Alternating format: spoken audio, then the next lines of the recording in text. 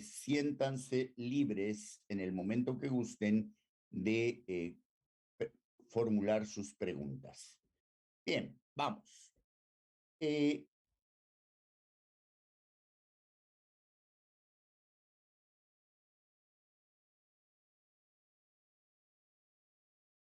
Lo primero que me interesa es la posibilidad de poder entender que cuando desarrollamos competencias, no es posible hacerlo sin desarrollar a la vez el pensamiento crítico y creativo. Eh, por el contrario, cuando lo que hacemos es desarrollar meramente aprendizajes, sí es posible que los aprendizajes sean repetitivos, memorísticos y no permitan el desarrollo del pensamiento crítico o del pensamiento creativo.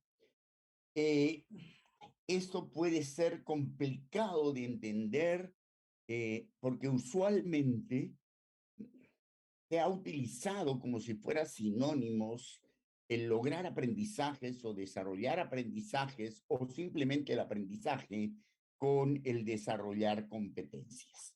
Y no son sinónimos. He preferido empezar mostrando dos videos que tienen por intención únicamente poder explicar o poder ayudarnos a entender y a explicar mejor la diferencia entre lo uno y lo otro. En el primer video les voy a mostrar, dura 1 minuto y algo, es muy corto. Este joven se llama Renzo y es un entrenador de mascotas. Y este perrito se llama Thor. Y lo que Renzo va a mostrarnos es lo que Thor ha aprendido. Ahí vamos. Ahora vamos a ver un video de un perro entrenado en una etapa avanzada. Su nombre es Thor, es un Doberman de 2 años y tiene una rutina bastante amplia de trucos. Thor, saludos. Quédate, muy bien. Arriba, sí, flat, flat, roll, muy bien. Pasa, pasa, pasa, pasa, muy bien. Tiro, tiro, tiro, muy bien. Revier.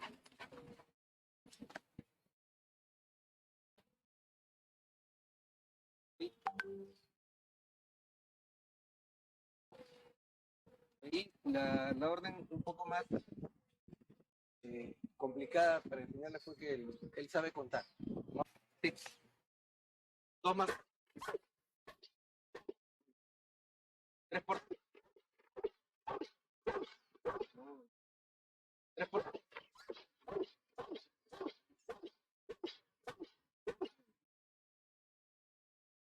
Sin duda, Thor ha aprendido muchas cosas. Yo no sé si sabe toda la tabla de multiplicar, pero lo menos cuánto es 2 más 2, 3 por 2, 3 por 3, lo sabe.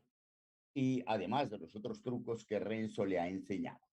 Es muy probable que sepa muchísimas más cosas de las que hemos visto en este 1 minuto y medio.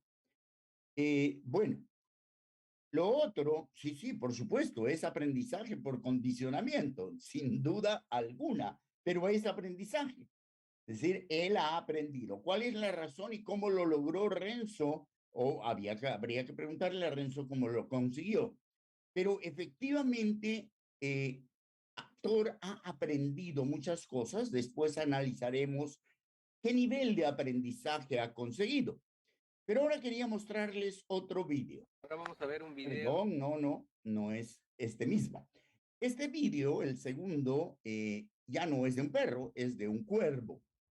Es un cuervo en estado silvestre, vamos a decir, aunque no vive en el campo, vive en una ciudad y en una ciudad japonesa. Yo llegué a este video por un libro que se llama La inteligencia de las aves, porque hay muchos estudios en este momento de observación de aves realizados por neurocientíficos que están realmente obsesionados por saber hasta qué nivel llega la inteligencia de las aves. Este cuervo vive en una ciudad japonesa. Si bien la narración está en inglés, voy a tratar de ir traduciendo básicamente algunos elementos, pero es comprensible de inicio a fin. Allá va.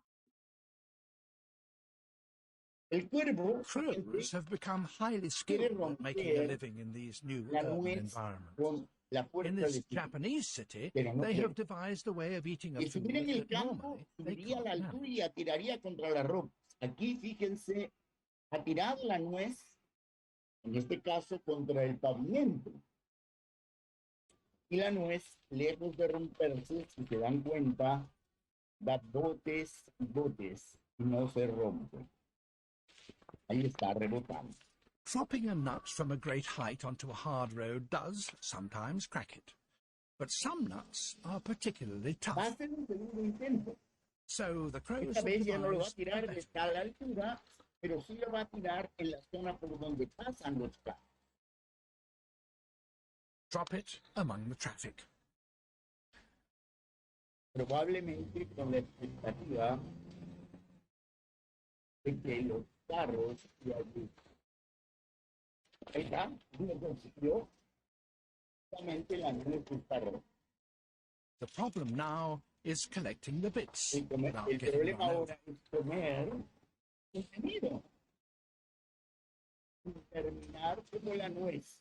So some birds have refined their technique. Al no poder, va a refinar They la station técnica. themselves beside pedestrian crossings. La va a tirar en la línea, en el paso de peatones, pero también donde hay un semáforo. Con la expectativa Wait for the lights to stop the traffic. que el semáforo detenga el tráfico. Una vez que el semáforo funciona, adelante. Then collect your cracked nut in safety. Pero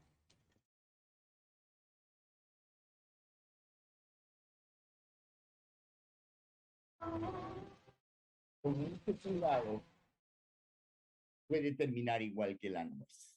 Bueno, mil disculpas si he interferido, Santiago, en el audio del vídeo, pero bueno, lo importante era ver lo ocurrido.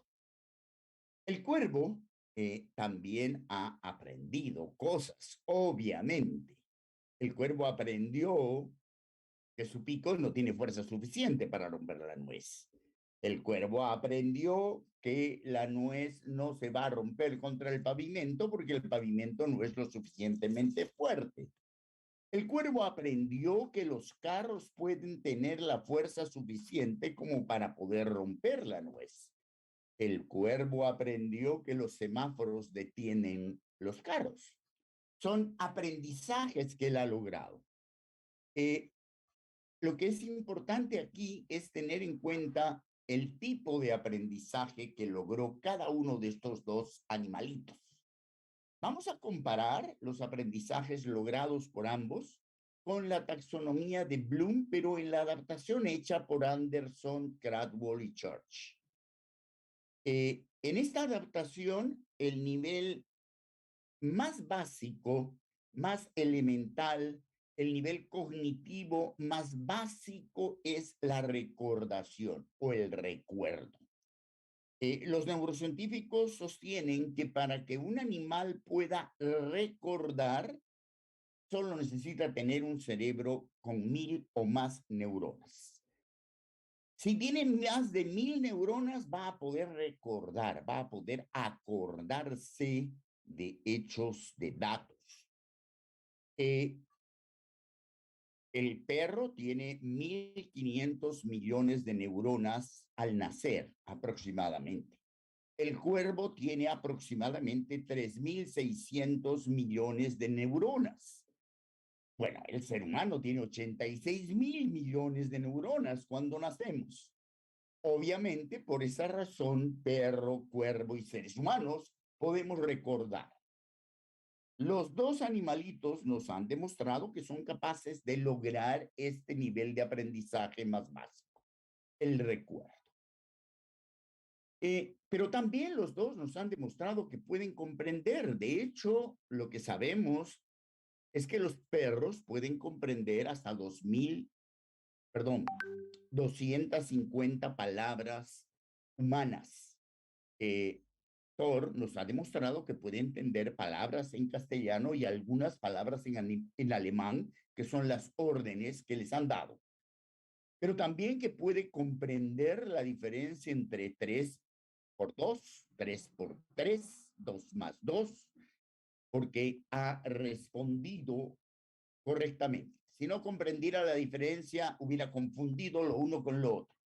El comprender le ha permitido responder correctamente y obedecer las órdenes porque comprende la diferencia entre una orden y otra.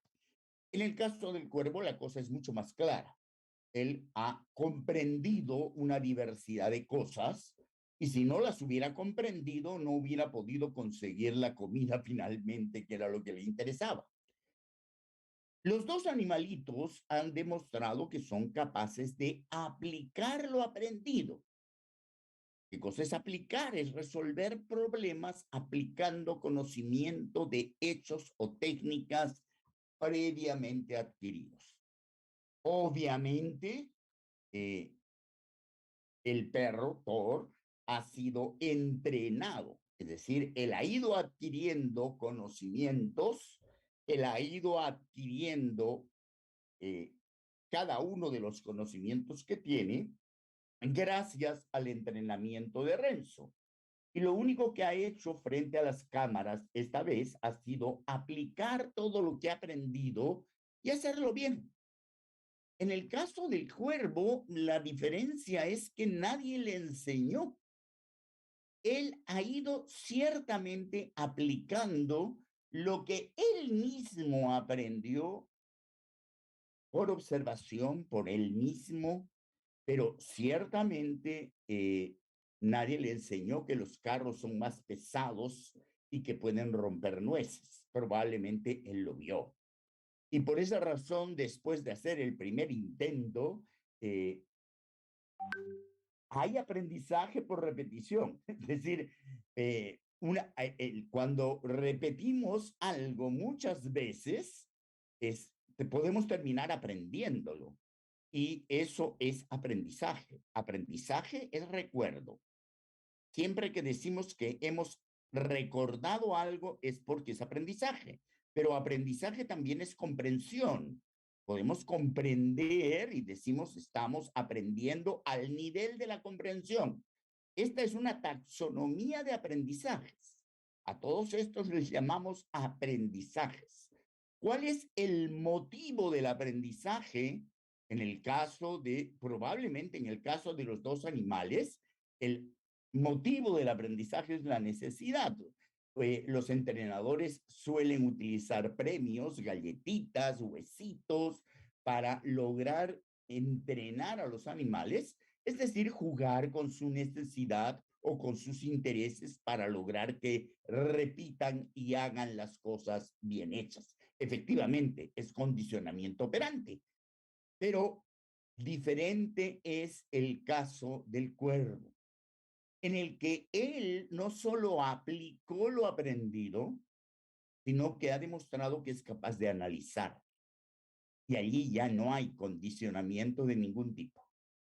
Él ha demostrado que es capaz de sintetizar, ha demostrado que es capaz de evaluar. De hecho, miren todas las evaluaciones que él ha hecho. Evaluó que su pico no tiene la fuerza suficiente para romper la nuez. Evaluó que la pista no es lo suficientemente dura para romper la nuez. Evaluó que los carros pueden romper la nuez, pero si alguien no los detiene, no se va a poder comer el contenido. Y finalmente evaluó que si los carros rompen la nuez y se utiliza la ayuda del semáforo para poder detenerlos, ya es posible comer. Evidentemente ha habido evaluación en el caso del cuervo, si no, no hubiera llegado a su objetivo. Su objetivo era comer el contenido. Y finalmente, tenemos que decir que el cuervo ha logrado el nivel cognitivo más alto, la creación. Creación que significa no otra cosa que lo que dice el texto en ese momento. Es recopilar información, es lo que él ha hecho en el último caso, o lo que él ha ido haciendo de una manera diferente, combinando sus elementos en un nuevo modelo o proponer soluciones nuevas. Cuando pensamos, valga la redundancia, en pensamiento creativo, estamos pensando esto.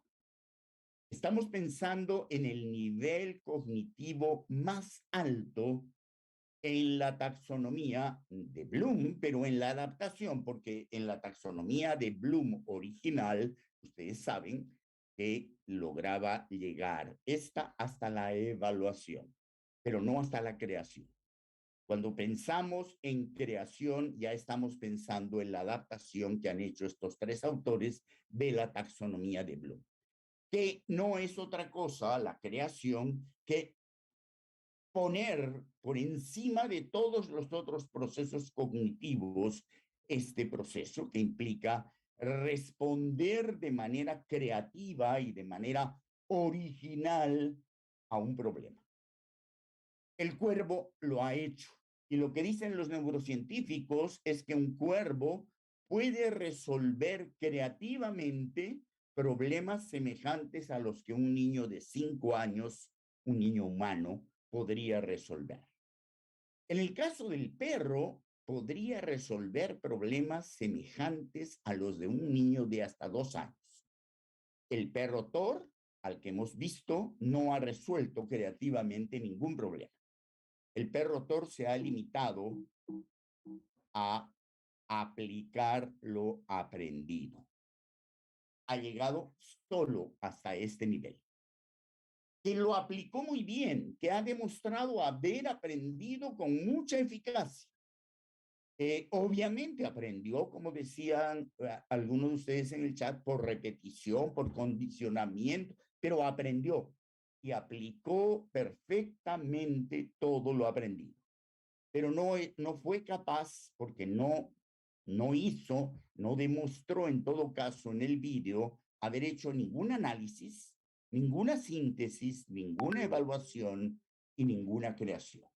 No creó ninguna alternativa nueva frente al problema. El cuervo, que no fue entrenado, no le quedó más alternativa que crear. Lo hizo porque necesitaba comer, por supuesto. Si no hubiera necesitado comer, no lo hubiera hecho. Porque si le decíamos al cuervo, toma esta piedra y rómpela, el cuervo nos miraba con cara de hoy, ¿qué le pasa a este? Y se daba media vuelta. Evidentemente fue la necesidad y el interés profundo, vamos a decir, lo que llevó al cuervo a probar, a experimentar, hasta conseguir finalmente lo que quería. Esta diferencia es fundamental entenderla. Y ahora sí, vamos a tener que decir lo siguiente. ¿Fue un aprendizaje para resolver un problema? Efectivamente. Fue un aprendizaje al nivel creativo. Cuando pensamos en pensamiento creativo, estamos pensando en esto. Y cuando pensamos en pensamiento crítico, estamos pensando en esto. O sea, los dos niveles cognitivos más altos en la taxonomía de Bloom tienen que ver con lo que me pedían comentar: el pensamiento crítico y el pensamiento creativo. O sea, cuando un niño, cuando un estudiante llega a estos dos niveles, está poniendo en acción tanto su pensamiento crítico como su pensamiento creativo. Pero para llegar hasta ahí no puede quedarse en esto. Hago este señalamiento porque obviamente si sus aprendizajes se quedan a poner en acción lo que aprendió, allí no hay pensamiento crítico y obviamente no hay pensamiento creativo. Decía yo que desarrollar el pensamiento crítico y creativo es lo mismo que desarrollar competencias. Y ahora quiero sustentar lo dicho. Si vamos al currículum nacional, al capítulo 3, en concreto a la página 29, a la primera definición de competencia, en esta se dice lo siguiente. La competencia se define como la facultad que tiene una persona de combinar un conjunto de capacidades a fin de lograr un propósito específico en una situación determinada, actuando de manera pertinente y con sentido ético. Si no fueran estas 4 últimas palabras y con sentido ético, diríamos que esto, lo anterior, lo hizo el cuerpo. No sabemos si el cuervo tiene o no tiene un sentido ético, pero con certeza no podemos afirmar que lo tenga.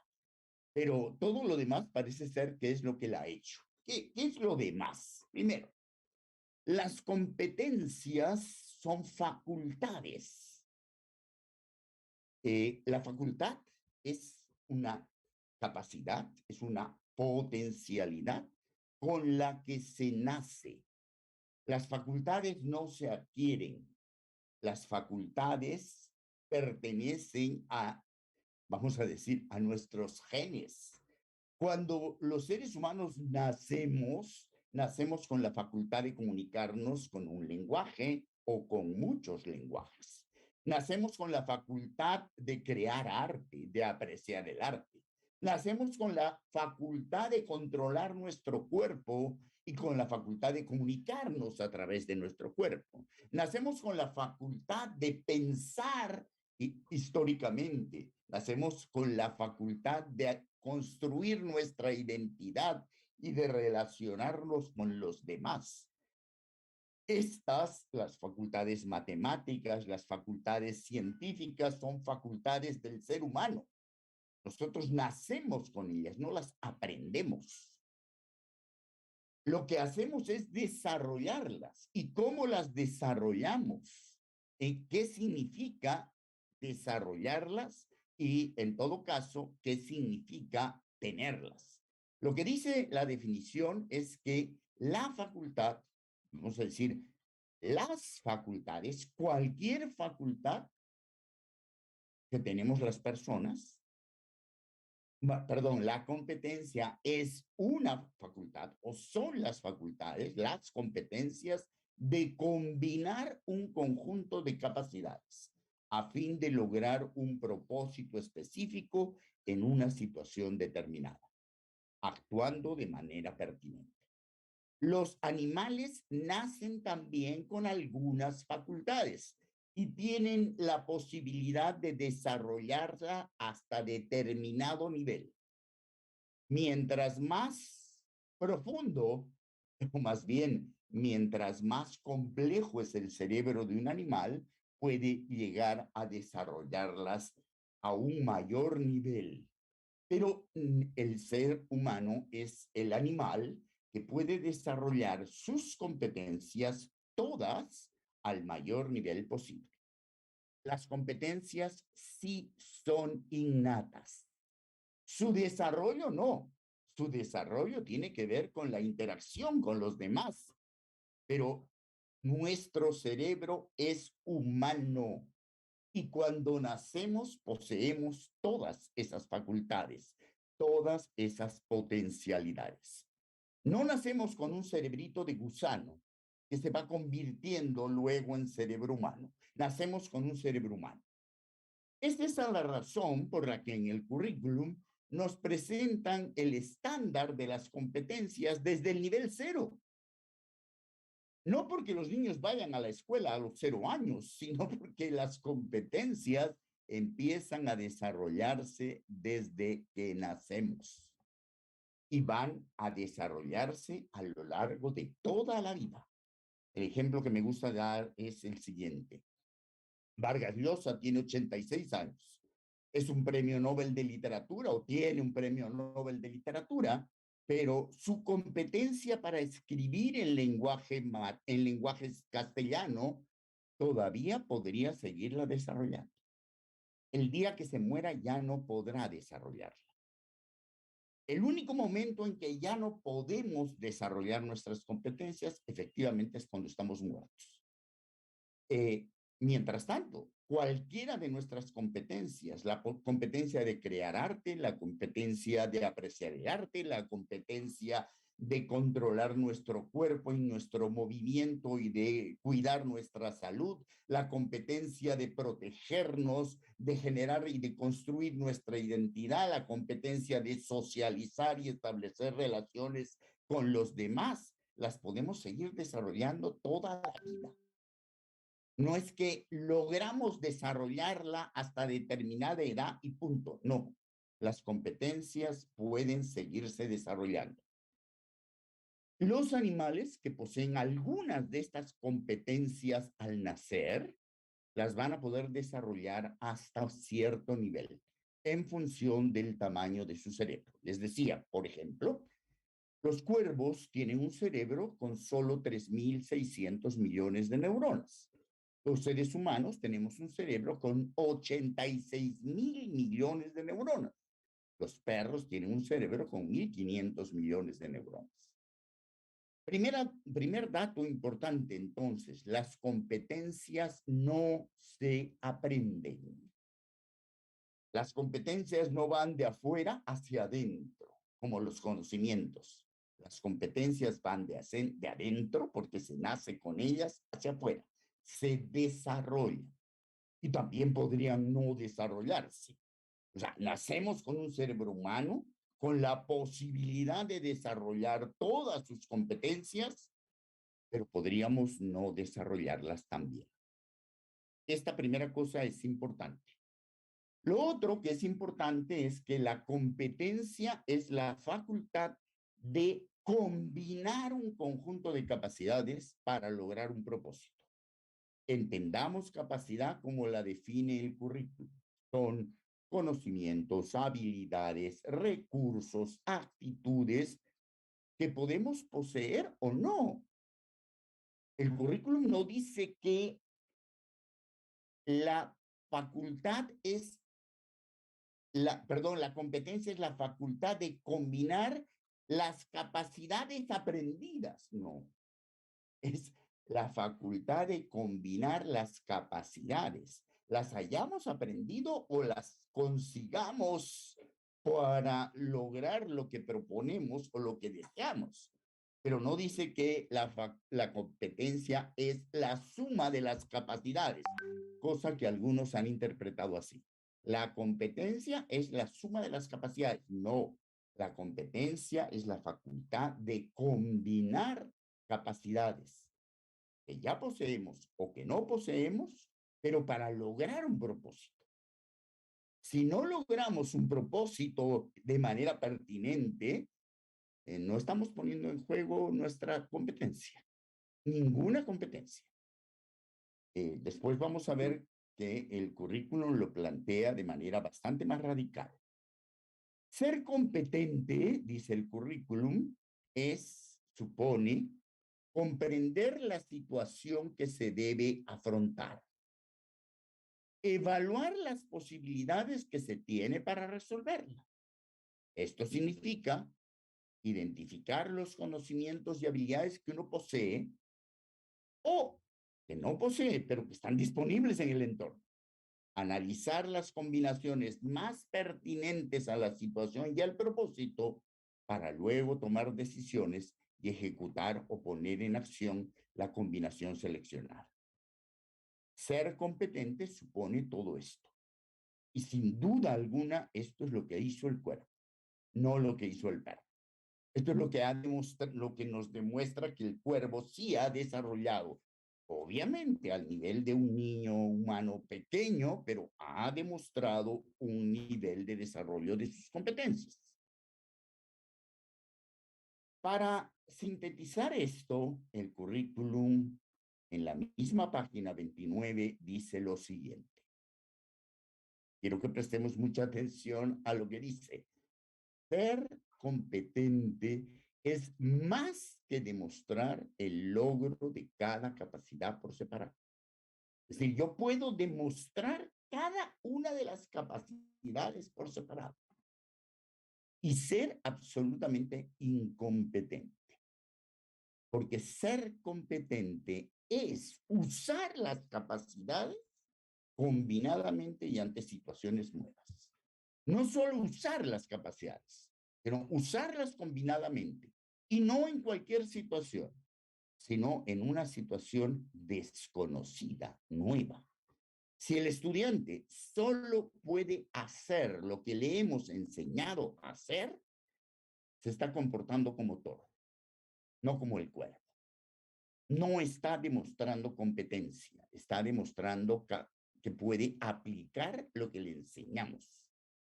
Si el estudiante no puede enfrentar una situación desconocida y usar para ello de manera combinada todas las capacidades, no es competente. Es un mero aplicador. Cerrando esto, tendríamos que decir lo siguiente. Evidentemente, ser competente implica crear. Implica evaluar las condiciones en las que voy a poder enfrentar el problema e implica crear soluciones nuevas. Cuando hablamos de desarrollar las competencias de nuestros estudiantes, no estamos hablando de lograr aprendizajes a cualquier nivel. Estamos hablando de lograr aprendizajes solo a los niveles más altos. Estamos hablando de desarrollar su pensamiento crítico y de desarrollar su pensamiento creativo. Cada vez que les enseñamos a nuestros estudiantes lo que tienen que hacer y ellos se limitan a repetir lo que les hemos enseñado, así lo repitan exactamente como el perrito Thor, solo están llegando hasta este nivel, al de la pura aplicación, pero no están desarrollando sus competencias ni demostrando el desarrollo de sus competencias. Cada vez que una persona desarrolla, un niño, un adolescente desarrolla sus competencias, logra aprendizajes, por supuesto. El cuervo aprendió muchísimas cosas. Por eso es que este círculo está dentro de este otro más grande. Porque cuando desarrollamos competencias, aprendemos. Pero cada vez que aprendemos, no desarrollamos necesariamente competencias. Porque como decía alguno de ustedes, uno puede aprender por imitación, por condicionamiento, por instrucción, por repetición, por entrenamiento, y eso no es desarrollo de competencias. El desarrollo de competencias es un aprendizaje que implica necesariamente pensamiento crítico y creación y creatividad, que implica necesariamente evaluación de posibilidades y creatividad. Si no hay esas dos cosas, no hay desarrollo de competencias. Se trate de la competencia que sea. No está desarrollando la competencia el estudiante que está haciendo lo que el profesor le ha dicho que haga. Paso 1, paso 2, paso 3, paso 4. Y él, por más que lo repita bien, el movimiento que el profesor le ha dicho, la técnica que el profesor le ha señalado que tiene que usar, no está demostrando el nivel de desarrollo de su competencia. ¿A qué edad puede un niño empezar a desarrollar sus competencias, su pensamiento crítico y creativo? ¿En cuanto nace? ¿En cuanto nace? Porque desde que nace tiene un cerebro humano y puede resolver problemas. Probablemente al comienzo su cuerpo no le permite resolver problemas, pero en cuanto su cuerpo empiece a responder sus órdenes, las órdenes de su cerebro, él podrá resolver problemas. Bajarse de la cuna, alcanzar un juguete, alcanzar el biberón que se lo han puesto muy lejos. Son los problemas que él va a poder resolver, pero son problemas desconocidos. Nadie le enseñó a alcanzar su biberón. Él lo va a conseguir porque quiere conseguirlo. y va a enfrentar la situación porque quiere enfrentarla. Si ustedes ponen en Google taxonomía de Bloom, escriben taxonomía de Bloom y ponen imágenes, la primera imagen con la que se van a encontrar es esta tabla, que a mí me encanta personalmente porque dice de manera muy sintética cosas fundamentales. Primero, describe y define muy bien cada uno de estos niveles cognitivos, explicando o más bien señalando con claridad cuáles son los niveles cognitivos de orden inferior y cuáles son los niveles cognitivos de orden superior. Falta aquí la síntesis, es verdad, pero tendría que estar aquí entre el análisis y la evaluación. Y es también un nivel cognitivo superior. Además de definir cada uno de estos niveles, nos da algunas pistas en términos de palabras clave y de acciones o resultados o productos que hacen referencia a ese nivel. Pero lo que más me gusta son las preguntas. ¿Qué significa esto? Si nosotros le hacemos a un estudiante, más allá de su edad, preguntas de este tipo, preguntas si quieren, de la columna roja, lo único que vamos a conseguir es activar su recuerdo, el nivel cognitivo más elemental. Si le hacemos preguntas de este tipo, vamos a conseguir activar su comprensión.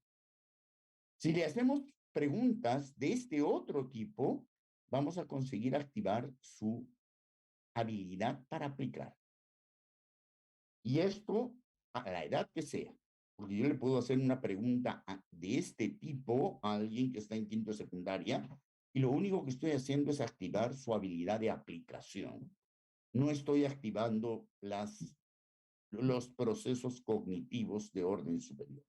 En cambio, si yo le hago preguntas de esta naturaleza y que se las podría hacer a un niño de 3 años en inicial, no tengo que esperar que llegue a quinto de media para hacerle preguntas de este tipo.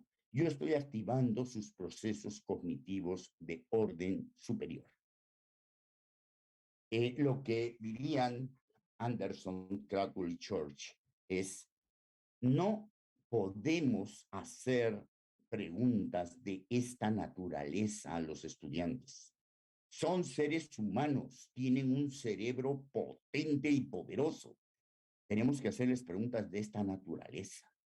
Una mala lectura de la taxonomía nos ha hecho creer a muchos que el que llega hasta aquí es porque pasó por todo el proceso. Y algunos incluso llegan a decir, en primero y segundo de primaria preguntas de este tipo, en tercero y cuarto preguntas de este tipo, en quinto... No. El ser humano desde que nace puede enfrentar preguntas de este tipo. Obviamente, cuando nace no, porque todavía no puede comunicarse con un lenguaje humano. Sus formas de comunicación no tienen todavía lenguaje de por medio, pero desde que llega a la escuela, todo ser humano, y estoy pensando en inicial 3 años, puede responder preguntas de esta naturaleza. Y nosotros, cuando le planteamos a un niño o a un adolescente preguntas de este tipo, le estamos pidiendo que use su cerebro al nivel de un perro, que subutilice su cerebro. Es como que le estuviéramos pidiendo a alguien que tiene un Porsche que lo utilice como si fuera un triciclo. Porque esa es la diferencia entre el cerebro humano y el cerebro de un perro. Un perro no puede hacer más que aplicación. Un ser humano puede llegar al pensamiento crítico. ¿Qué es esto? Estas preguntas son las que estimulan el pensamiento crítico o al pensamiento creativo. Y estas son las preguntas que lo estimulan. Ahora, el tema, obviamente, es que cuando estamos pensando en desarrollar competencias, si la competencia es usar combinadamente las capacidades para enfrentar situaciones desconocidas, estamos hablando de esto. Y lo que diría el currículum es: ser competente consiste en enfrentar una situación. Y para enfrentar una situación y responder a ella, una situación desconocida, primero tengo que evaluar la situación. Después tengo que analizar las capacidades que yo tengo y las que no tengo, pero que puedo conseguir. Una vez que haya conseguido lo que no tengo y complete todo esto, voy a poder crear una combinación, una estrategia para solucionar el problema y voy a poder solucionar pertinentemente el problema. Es decir, ser competente implica manejarse a este nivel totalmente. Voy a decir algo que probablemente suene demasiado revolucionario. Cada vez que le enseñamos a nuestros estudiantes lo que tienen que hacer, estamos impidiendo que desarrollen sus competencias. Estamos entorpeciendo el desarrollo de sus competencias. No les estamos permitiendo desarrollar sus competencias.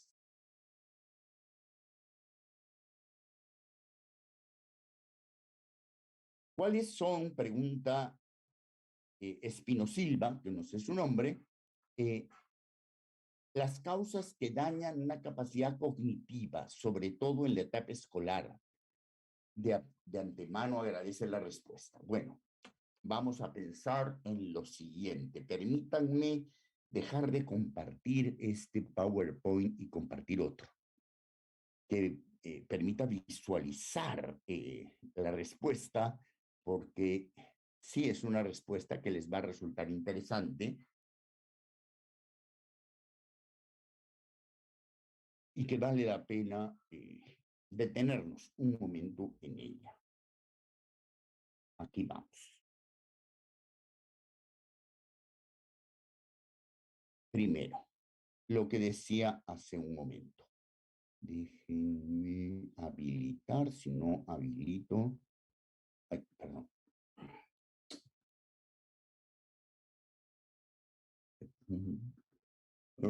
Hice algo indebido, pero bueno, vamos a tratar de compartir. Perfecto. Un dato importante es que el cerebro humano del recién nacido tiene las mismas estructuras que el cerebro de un adulto. No tiene, inclusive tiene la misma cantidad de neuronas que el cerebro de un adulto. O sea, el recién nacido tiene 86,000 millones de neuronas y el cerebro del adulto también tiene más o menos las mismas. Hasta hace 15 años se creía que a partir del nacimiento las neuronas morían. A partir del 2004 sabemos que en realidad es verdad. Hay algunas neuronas que van muriendo, pero en el hipocampo y en el bulbo olfatorio tenemos neuronas madre, a partir de las cuales se van generando nuevas neuronas. Este es un dato fundamental. Y que no solamente el cerebro del recién nacido tiene las mismas estructuras que el cerebro adulto, sino que también están presentes en el cerebro del recién nacido el concepto de objeto, el sentido de los números, el don de lenguas, el conocimiento de las personas. El recién nacido puede diferenciar un rostro humano de un rostro animal o de un dibujo y sus intenciones. Esta imagen es la que me interesaba. Fíjense ustedes, esta es una imagen de una milésima parte de la corteza de un cerebro de un recién nacido. Y estas son imágenes de la misma parte del mismo cerebro, pero momentos después o en momentos después. Fíjense que las mismas neuronas, aquí está el núcleo, estas ramitas son las dendritas, este es el axón, las mismas neuronas que están en cada una de las imágenes están presentes. La diferencia es que a medida que pasa el tiempo y que el bebé crece, empiezan a generarse una cantidad enorme de conexiones. De hecho, en los 3 primeros años de vida, el cerebro humano genera tal cantidad de conexiones que el cerebro de un bebé humano normal tiene el doble de conexiones sinápticas que el cerebro de un adulto. Es decir, todo niño humano, haya nacido donde haya nacido, en la Cochinchina, en Ayacucho, en Lima, en Nueva York o donde fuera, todo niño humano tiene más conexiones sinápticas en su cerebro a los 3 años de vida que el cerebro de Einstein. Esto es fundamental tenerlo presente. O sea, todos los niños a los 3 años son potencialmente geniales. Sin embargo, eso puede no durar toda la vida. Esta otra imagen es importante. Miren el cerebro del recién nacido a los 6 años, a los 14, y si tuviéramos la imagen del mismo cerebro a los 18, sería más rarito, aunque probablemente algunas conexiones serían más gruesas, pero habrían menos conexiones. Y la razón es algo que se llama poda sináptica.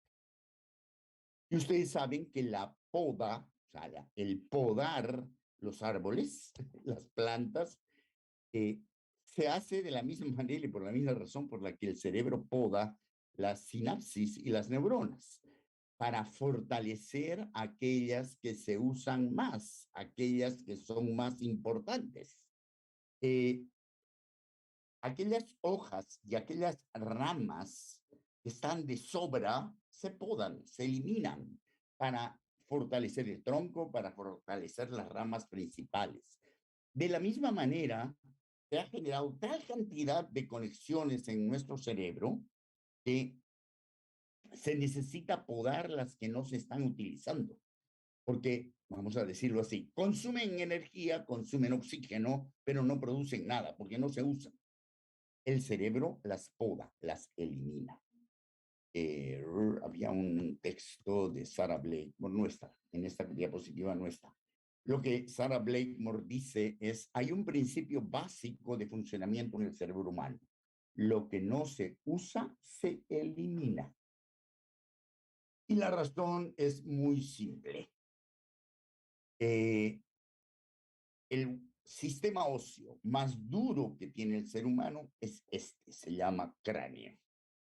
El cráneo no es un solo hueso, son varios huesos, son 8 que forman el sistema protector del cerebro y es el más duro que tenemos.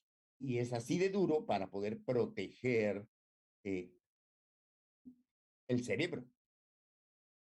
Y deja de crecer más o menos cuando tenemos entre 3 años y medio y 4. Cuando se cierran los molleritos, cuando se cierran las fontanelas, el cráneo deja de crecer y empieza a compactarse. Por eso es que los bebés pequeños son relativamente cabezones, porque su cabeza no va a crecer en adelante, lo que va a crecer es su cuerpo tratando de alcanzar proporción con la cabeza. El problema es que en el cerebro más bien, cada nuevo aprendizaje produce nuevas conexiones sinápticas o engrosa las que existen, lo cual tiene un límite. Si tuviéramos el cráneo de goma, esto seguiría creciendo para siempre, pero no tenemos el cráneo de goma. Tenemos un cráneo muy duro, lo cual hace que llegue un momento en que ya no sea posible más aprendizaje. El aprendizaje, dice Sarah Blakemore, ocupa espacio, porque cada nuevo aprendizaje implica más masa encefálica.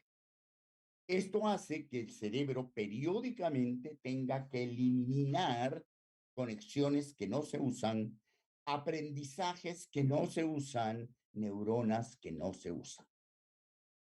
Esto es lo que hace que el cerebro retroceda. Podríamos decir lo siguiente. El cerebro de un bebé recién nacido tiene 86,000 neuronas y tiene muy pocas conexiones sinápticas.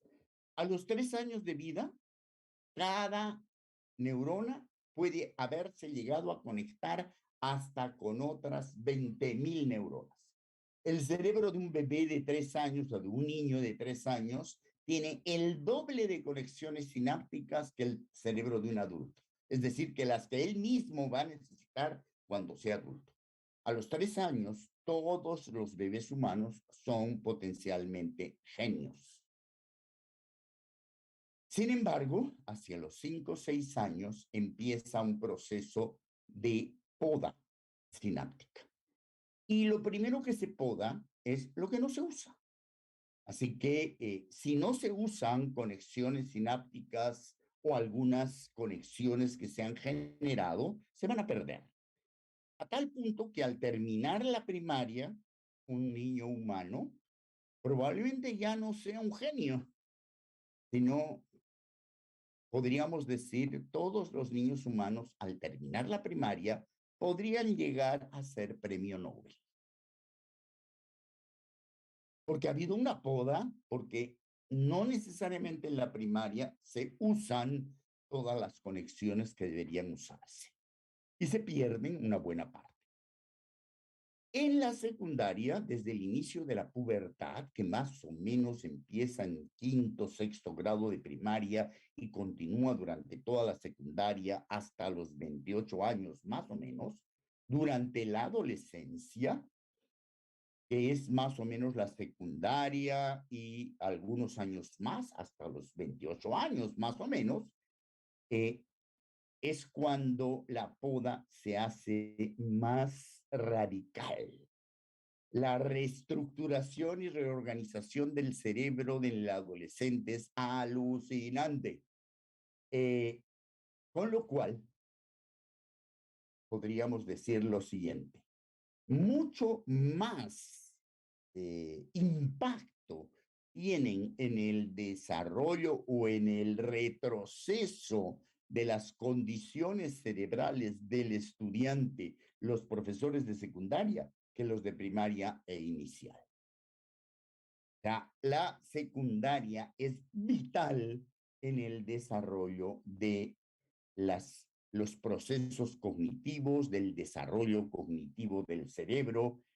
Y si no logramos desarrollar los procesos cognitivos superiores en la secundaria y estimularnos de manera permanente esos procesos, van a verse seriamente tijereteados o podados y retrocedidos.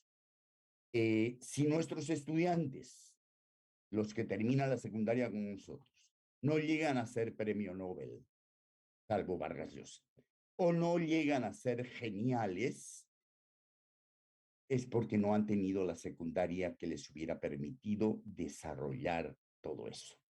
Es decir, no les hemos brindado una secundaria que ofrezca el desarrollo cognitivo fundamental. ¿Y cómo es una secundaria que logra eso? Es una secundaria que permite el pensamiento crítico de manera intensa y el pensamiento creativo.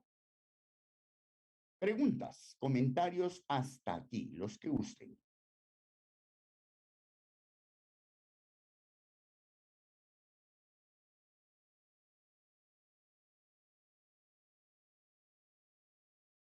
Perdón, estamos en el chat. Estoy en el chat tratando de leer, sí, los leo. Tengo el chat abierto, así que las preguntas que gusten.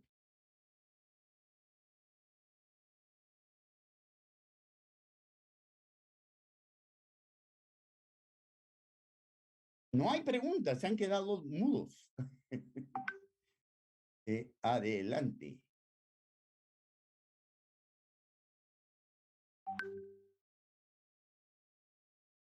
Rubén pregunta lo siguiente, ¿las competencias pueden ser hereditarias? Lo que es hereditario es nuestro cerebro. Es decir, heredamos un cerebro humano, así como heredamos piernas humanas, ojos humanos, pero las competencias que pertenecen al cerebro humano, por supuesto que las heredamos. O sea, no es que heredamos algunas competencias y otras no. No, no, no, no. Las heredamos todas las competencias que pertenecen a un cerebro humano. Todas. No unas más que otras. Lo que sí puede ocurrir es que desarrollemos unas competencias más que otras. Y eso no depende de la herencia. Eso depende del medio en el que vivimos. Es el contexto el que permite el desarrollo de nuestras competencias. Y no es solamente el contexto escolar, también es el contexto familiar. Juan Máximo dice interesante la exposición. ¿Cómo desarrollar el pensamiento? Ya. ¿Cómo desarrollar? En esta tabla hay claves increíbles. Queremos desarrollar el pensamiento creativo y crítico. Primera cosa, formulemos a los estudiantes solamente preguntas de este tipo. Propongámosles actividades solamente de este tipo. Propongámosle acciones solamente de este tipo. Estas verdes desarrollan las verdes y las moradas y las verdes, pero más las moradas desarrollan el pensamiento crítico y las azules el pensamiento creativo. O sea, aquí hay una lista enorme de acciones y de preguntas que desarrollan el pensamiento crítico y la creatividad. Tratemos de desterrar de nuestras sesiones, de nuestras experiencias, de nuestros proyectos y de nuestras clases, estos 3 niveles cognitivos inferiores. Porque lo único que vamos a lograr es, aunque suene muy feo, aperrar el cerebro humano de nuestros estudiantes, reducir, encoger el cerebro de nuestros estudiantes. Y la idea no es que nuestros estudiantes vean encogido nuestro cerebro. ¿La poda se puede detener? No. Betsabe pregunta, ¿se puede detener la poda neuronal? No, pero se puede contrarrestar. ¿Cómo se contrarresta la poda neuronal? Usando las neuronas.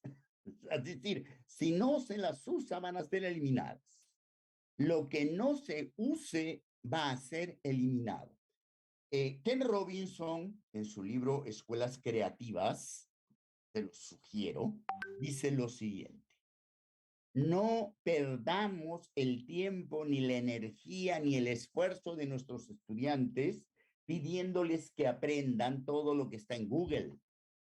Si hay alguna pregunta cuya respuesta está en Google, ¿para qué les exigimos a los estudiantes que se la aprendan? Si está en Google, que la busquen.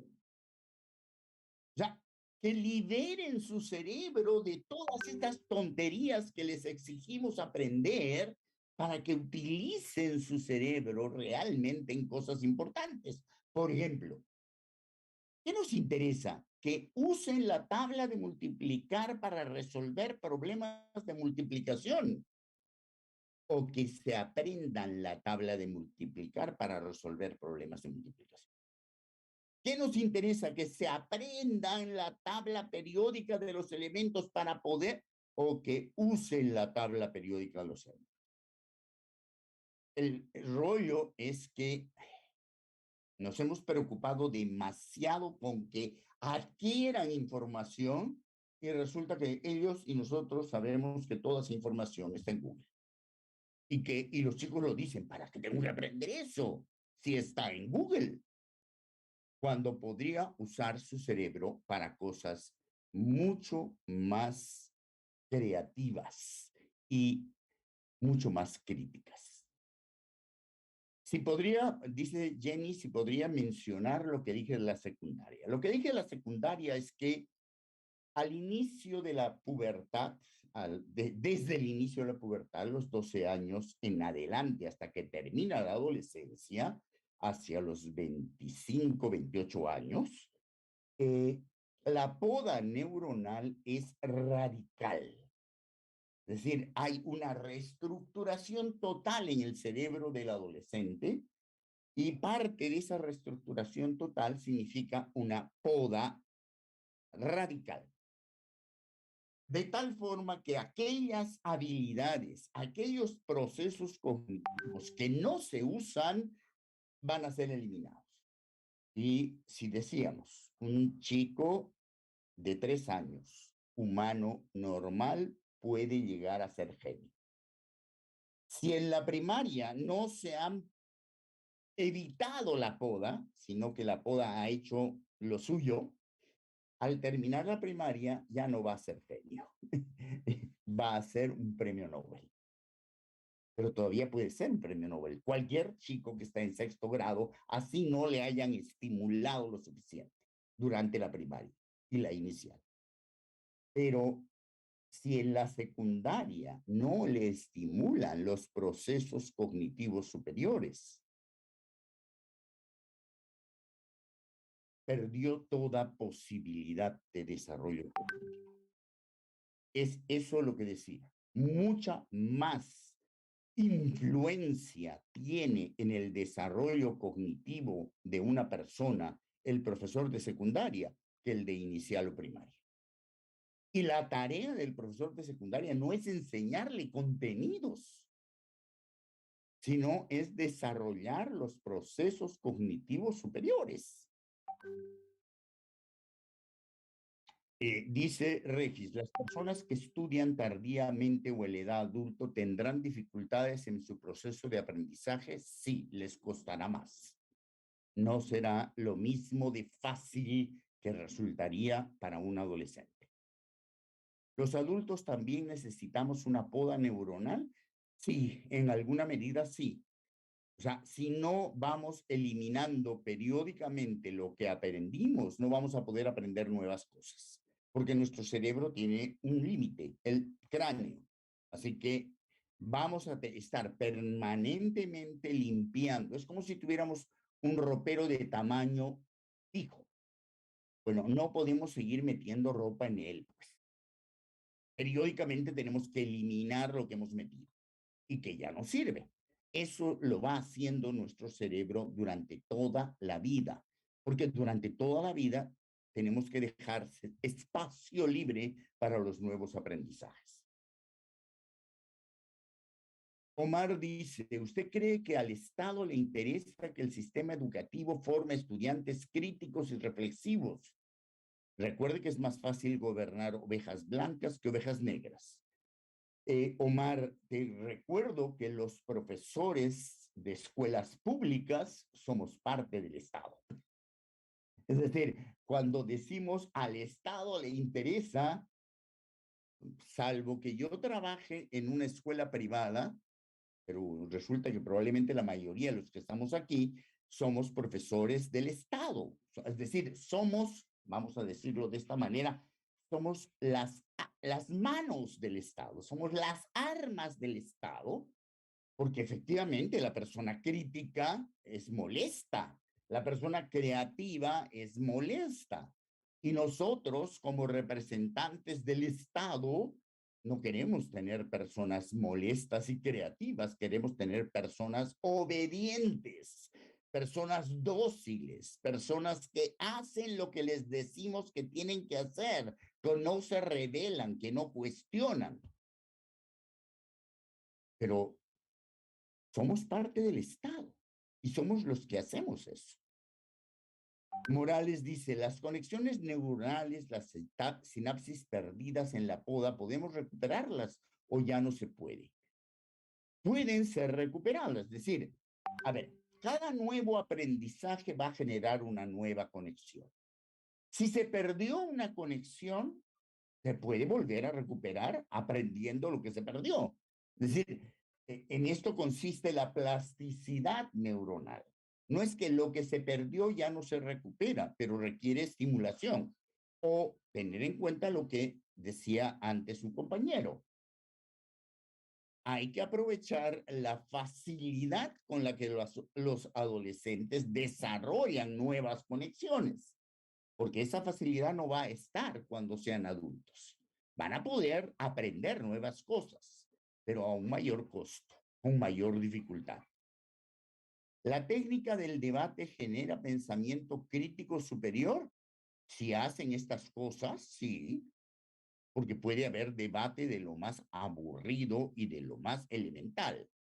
O sea, cuando la técnica del debate permite hacer estas cosas, por supuesto que desarrolla pensamiento crítico y procesos cognitivos de orden superior. Juan Vargas dice, el ser humano solo tiene reflexivas y creativas como máximo desarrollo y solo ello es importante en la educación y formación de la persona. Totalmente de acuerdo. Sin embargo, a veces cuando vamos a las escuelas, especialmente en el día del logro, parece que nos quedáramos en estas tres y mostramos como gran logro lo que los estudiantes logran hacer, producto del aprendizaje de los profesores y a veces lo que los mismos profesores hemos hecho y que es expuesto por los alumnos. Eugenia dice, un estudiante que tiene diversos problemas no llega a desarrollar competencias, ya que están concentrados en sus problemas. ¿Cómo trabajar con estos estudiantes? A ver, en términos generales, cualquier persona que tiene problemas, es decir, que está estresado, que está con niveles altos de cortisol en su cerebro, difícilmente va a lograr ni siquiera aprendizajes de lo más elementales. O sea, no solo competencias que supone aprendizajes de nivel superior. Es esta la razón por la cual es fundamental lograr que el estudiante se olvide de sus problemas cuando entra al aula. Es decir, si no logramos que dentro del aula exista un ambiente acogedor, un ambiente amigable, si no hacemos dinámicas en las cuales se relaje, si el estudiante no consigue un ambiente dopaminérgico dentro del aula, es decir, necesitamos que el nivel de estrés baje. Y el estrés depende no solo de los problemas que hay en mi casa, sino del ambiente que hay en la escuela. Es decir, yo puedo estar increíblemente estresado en mi escuela o en mi casa y llegar a la escuela y estar en un ambiente tan relajado, tan acogedor que mi estrés disminuye.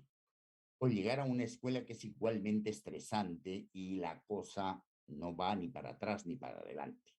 O sea, en una condición de estrés nadie aprende nada, ni siquiera a los niveles cognitivos más elementales.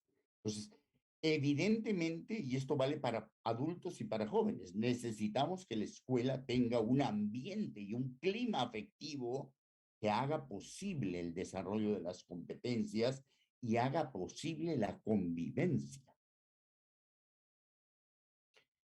Es importante, pregunta Ireneo, el desarrollo de actividades físicas para mejorar las capacidades cognitivas en todas las etapas del ser humano, totalmente. Vamos a decirlo de esa manera simple y llana. El cerebro tiene dos alimentos: energía, carbohidratos básicamente, y oxígeno. Esas dos cosas son las que le dan energía a nuestro cerebro. En lugar de tener 2 horas o 3 horas o 4 horas semanales de educación física concentradas en un día, todos los días tendría que haber por lo menos 15 minutos de ejercicios cardiorrespiratorios, no de ejercicios extenuantes, agotadores, que consuman demasiada energía, sino de ejercicios que consumiendo poca energía oxigenen nuestro organismo y oxigenen nuestro cerebro.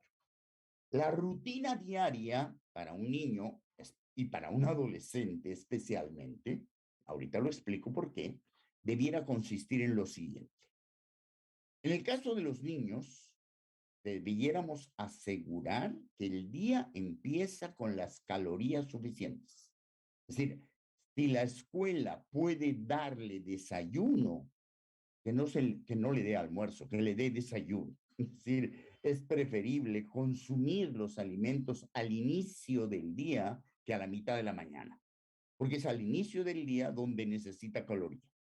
Y a continuación hacer ejercicios respiratorios, 15, 20 minutos.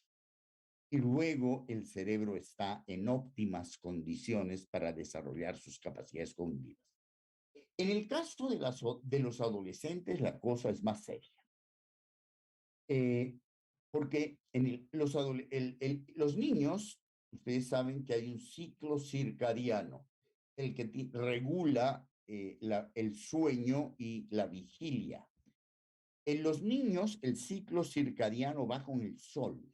Es decir, los niños se duermen con el sol y se levantan con el sol. El ciclo circadiano en los adolescentes de pronto varía considerablemente y hace que un adolescente difícilmente pueda dormirse antes de la medianoche, lo cual significa, las razones no se saben, pero que ocurre en el cerebro del adolescente. Y difícilmente puede levantarse muy temprano. Y si a un adolescente le damos a escoger entre levantarse y tomar su desayuno o dormir un rato más y no tomar desayuno, él va a optar por lo segundo.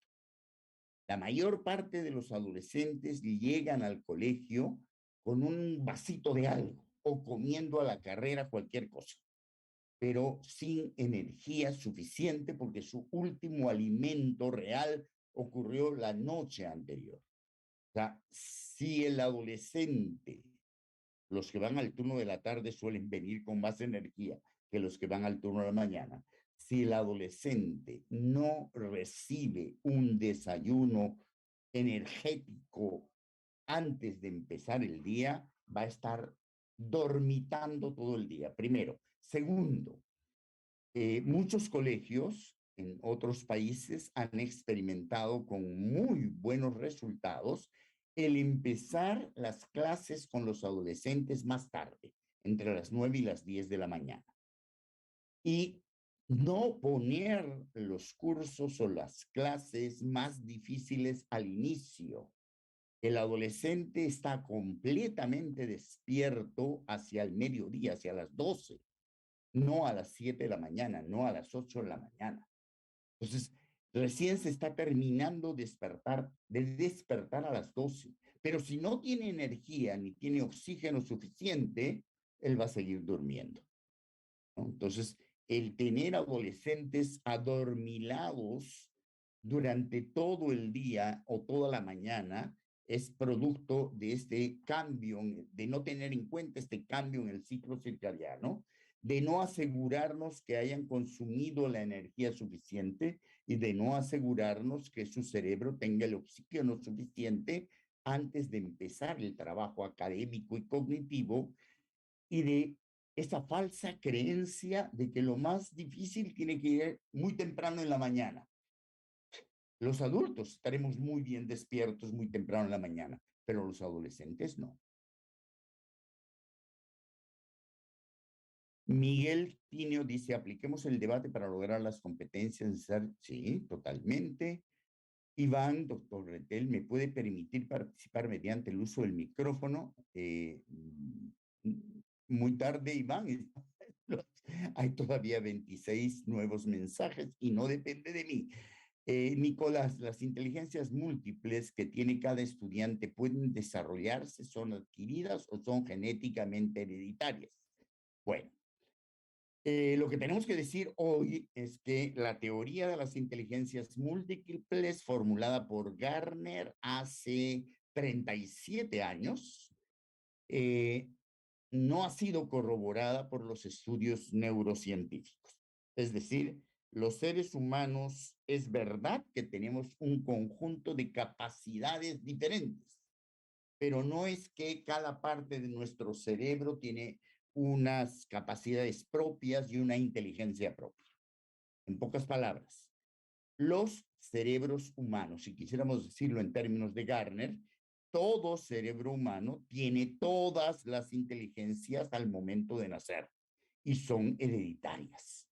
pero no todos las desarrollamos, porque son capacidades humanas, facultades humanas, y no todas se llegan a desarrollar porque dependen de la estimulación del contexto. Es decir, todos los seres humanos nacemos con capacidad para la música, para el deporte, para el lenguaje, para la matemática, para la ciencia, todos. Pero no todos logramos desarrollar estas capacidades. Y, insisto, estas dependen, o más bien pertenecen al cerebro humano. Y es lo que hemos heredado de nuestros padres, un cerebro humano. Maen dice, buenas tardes, profesor. ¿En qué momento del desarrollo del cerebro se evalúa la parte de ser empático en el proceso de conocimiento?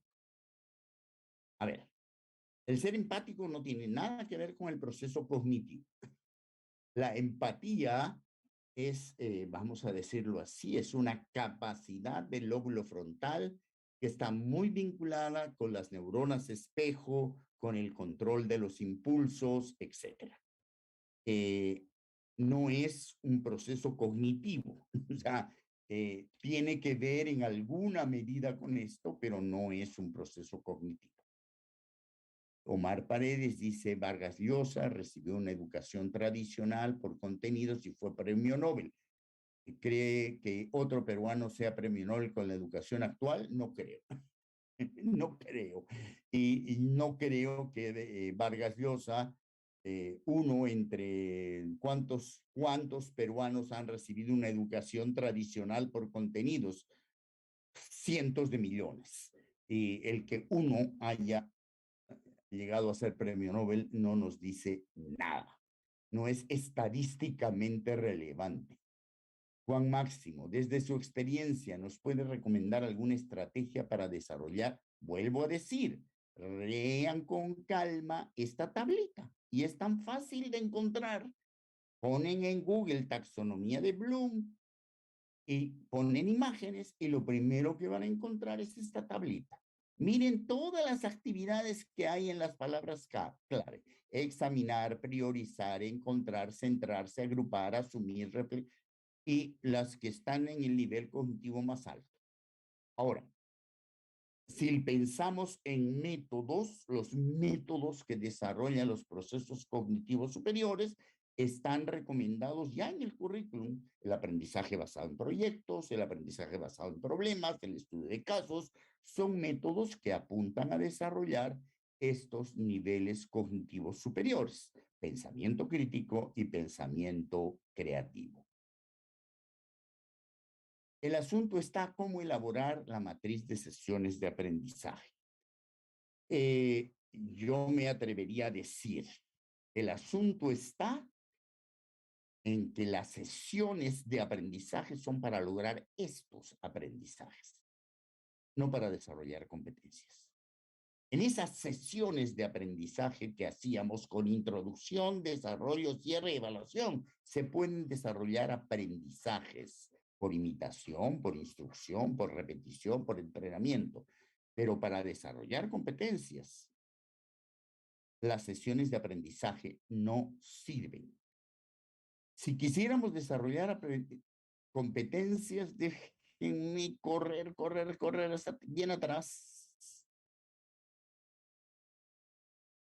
Tendríamos que hacer lo siguiente. Un poquito más, un poquito más. La sesión, vamos a decirlo así, que desarrolla competencias, tiene este proceso. Y lo único que he hecho es desagregar lo que dice la página 29 del currículum, que ya lo hemos leído. Este es el único proceso que desarrolla competencias. No hay sesiones de aprendizaje ni sesiones de enseñanza en el desarrollo de competencias. Para desarrollar competencias tenemos que cerrar la boca y dejar de enseñar. Y nuestro objetivo no puede ser lograr aprendizajes. Nuestro objetivo tiene que ser que los estudiantes desarrollen sus competencias. pero el Minedu promueve la promoción de grado automática. Ay, perdón. Menos mal, porque el currículum dice que la evaluación formativa no es para aprobar o para desaprobar. Desde el 2016, que no hay aprobación o desaprobación de grado en la educación peruana. Por fin el Minedu, aunque sea gracias a la pandemia, se ha puesto en línea con lo que ya el currículum decía, que no hay aprobación o desaprobación, que la evaluación no es para eso. No es que ahora no tiene ningún sentido la aprobación o la desaprobación, y la evaluación formativa no es para eso. Lo vamos a ver dentro de un rato. A ver, voy a seguir bajando. ¿Por qué justificar con la educación tradicional cuando la verdad no queremos aprender el enfoque por competencias? Bueno, no es que no queramos. Yo no sería tan radical en el no queremos. Desde que la escuela existe en el Perú, hace 250 años antes de la independencia, hasta el 2016, la escuela ha estado centrada en la transmisión de contenidos, de materias, de disciplinas. Se han llamado asignaturas, cursos, materias, áreas o como se han llamado, eran siempre lo mismo. A veces se unían las matemáticas, otras veces se separaban. A veces se unían las ciencias, otras veces se separaban. A veces se unían las historias, otras veces se separaban. Pero eran lo mismo, ya sabíamos qué tenían que aprender los chicos en primero, en segundo, en tercero, en cuarto, en quinto. Y así ha sido durante toda la República. Y así ha sido hasta que en el 2016 nos aparece un currículum que no tiene contenidos, porque en el currículum nacional no hay contenidos, solamente hay competencias. Y de pronto decimos, ¿y qué pasó? ¿Dónde están los contenidos? Y la respuesta es muy simple.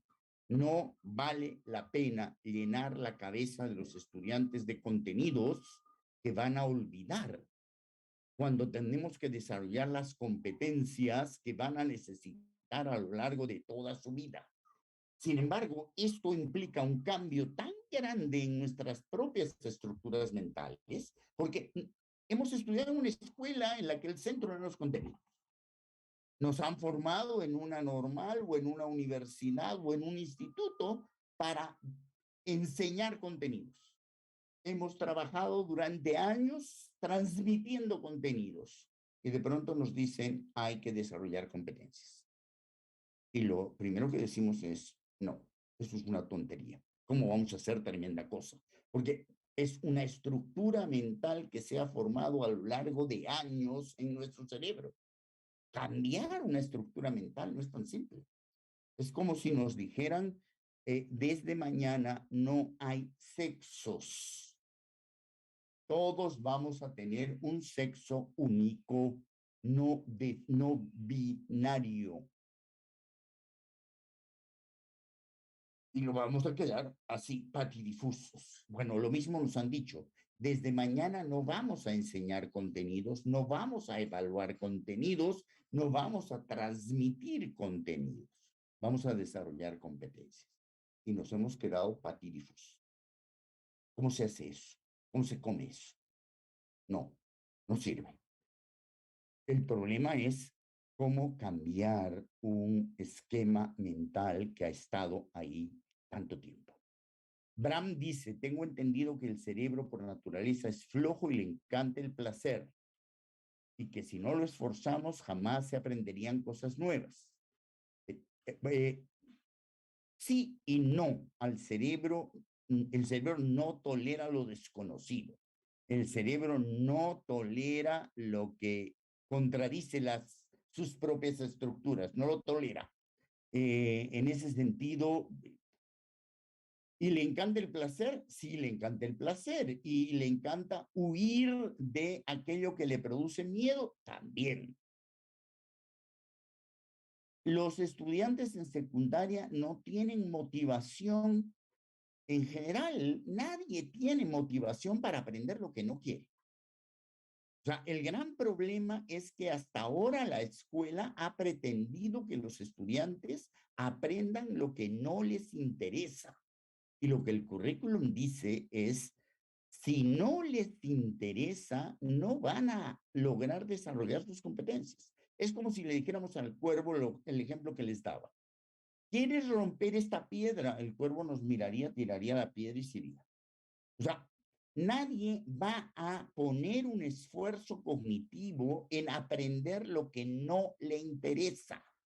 Hasta ahora, en los últimos 250 años, la escuela no ha propuesto nada que pueda ser del interés de los estudiantes. Si lo que queremos que aprendan no les interesa, estamos fritos. En la página, si quieren, vamos a ella, les muestro, creo que la tengo acá en esta presentación. Si me espera un instante, retrocedo hasta ella. Creo que está acá.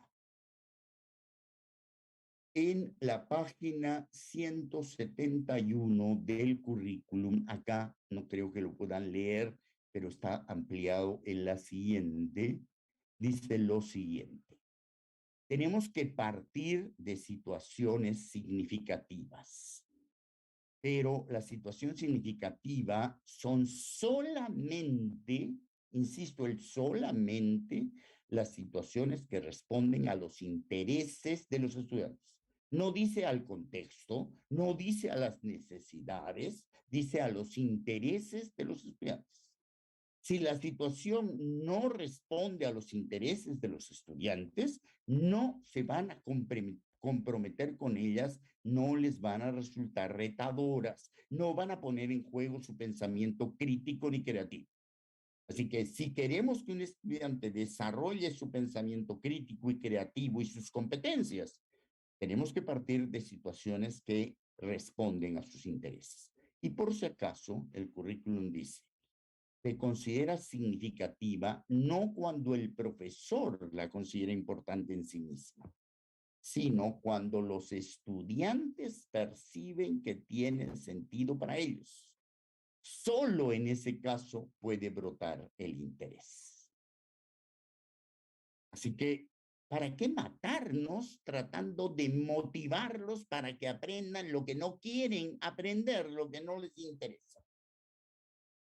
Eso es lo absurdo de un currículum que determina los contenidos. El currículum actual no tiene contenidos porque los contenidos los definen los estudiantes. Tienen que definir desde sus intereses.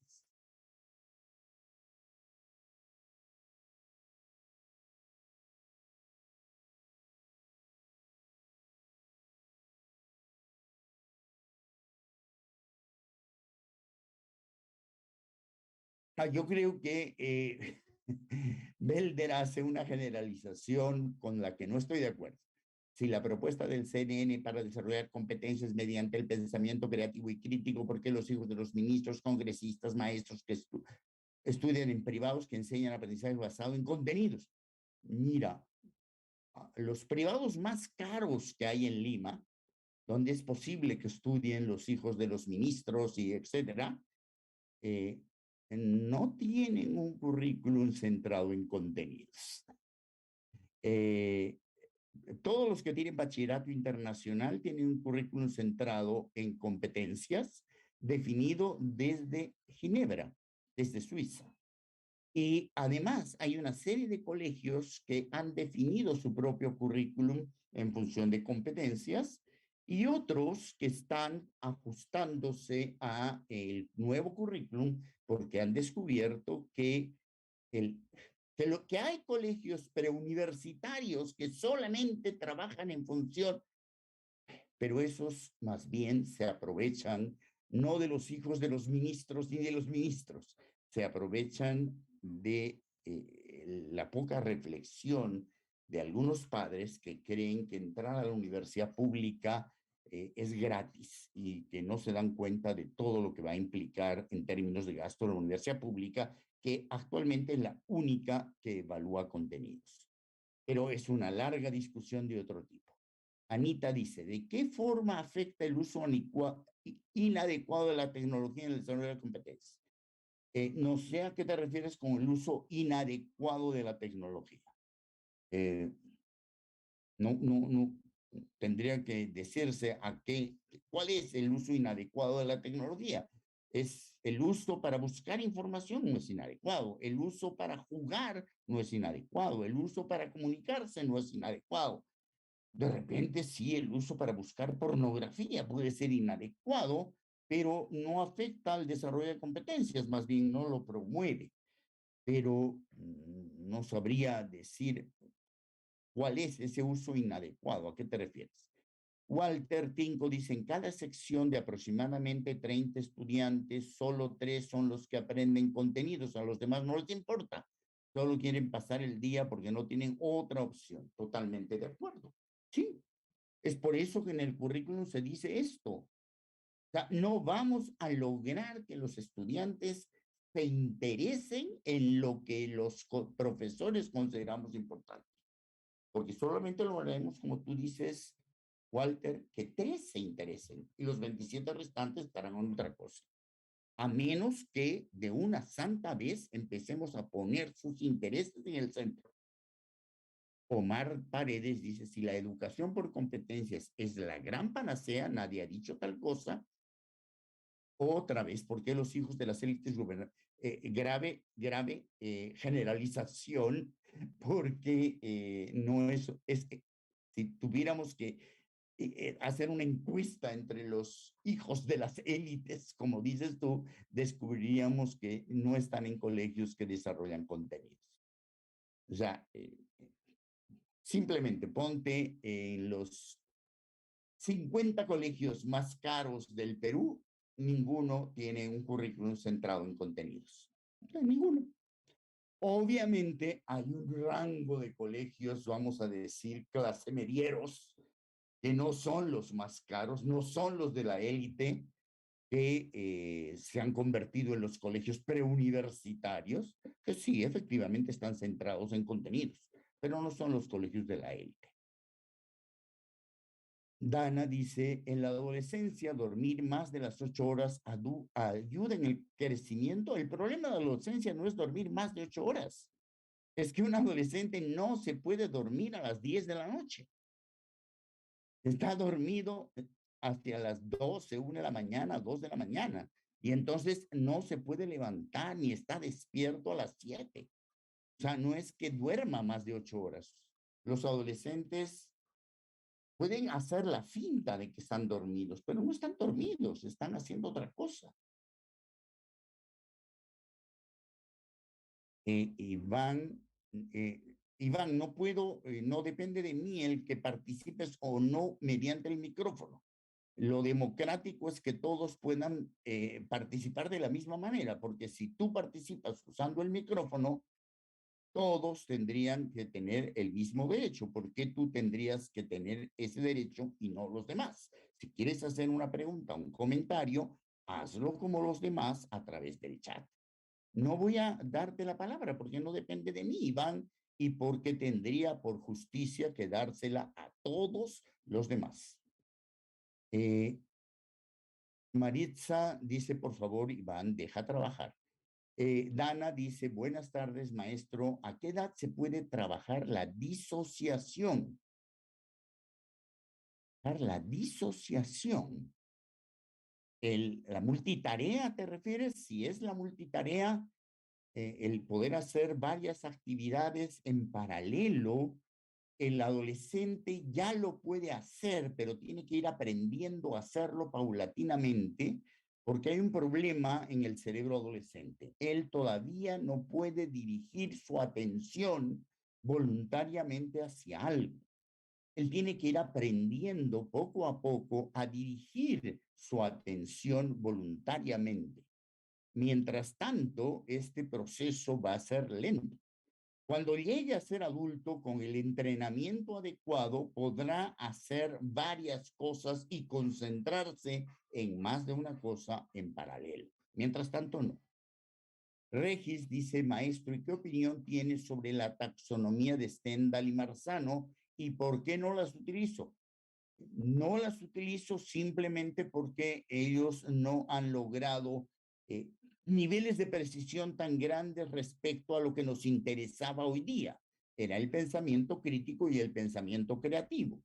En el cuadro que les he mostrado es muy clara esta diferencia.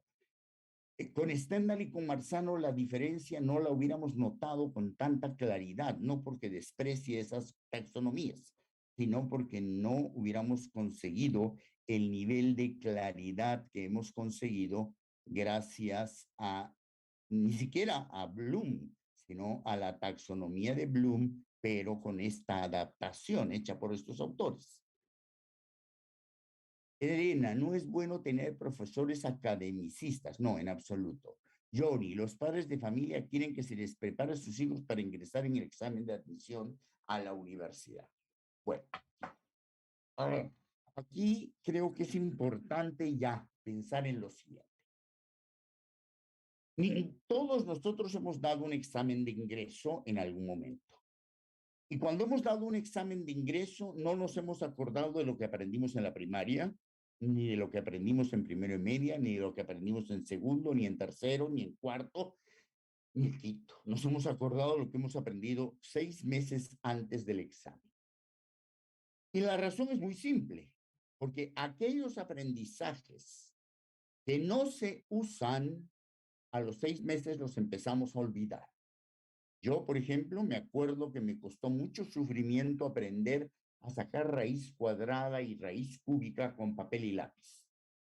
Hoy me acuerdo que me costó mucho trabajo, pero no me acuerdo cómo se hace.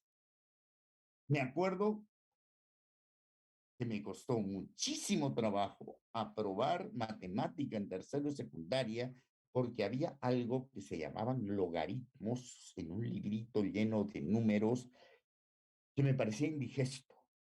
Me acuerdo que eso me resultaba indigesto, pero no me acuerdo de los logaritmos, ni para qué servían, ni cómo eran.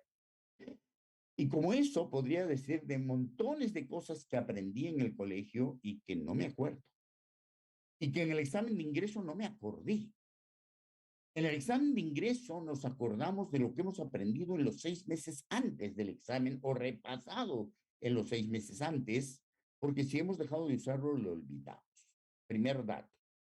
Si queremos que los chicos, vamos a decir, traigan toda la información necesaria en el examen de ingreso, bueno, convirtamos quinto y media en la academia, punto. Para que estén felices y los papás estén tranquilos. Pero no obliguemos a los chicos desde primero y media a prepararse para un examen de ingreso porque no van a recordar.